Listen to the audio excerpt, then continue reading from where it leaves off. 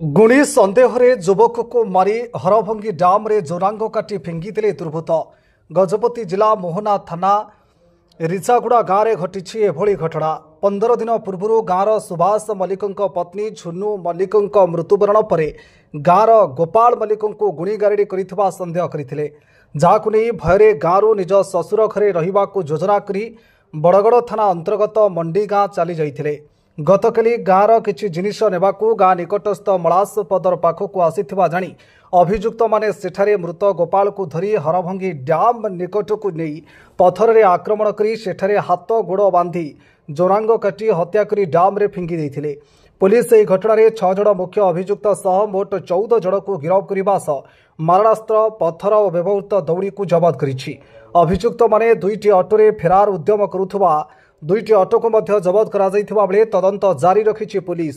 सूचना देले गजपति एसपी जतेन्द्र कुमार फंडा। मोहना थाना रे से हत्याकांडर कारण होउछि आपनकर मोहना थाना एरिया रिचागुड़ा गाँव जने सुभाष मल्लिक बोली व्यक्ति तांकर स्त्री प्राय 15 दिन तले कौन से कारण तांकर देहांत होइतला। से देहांत परे से गाँवर गोपाल मल्लिक को सन्देह करथिले जे ये कौन से गुणी गारेडी करछि बोली।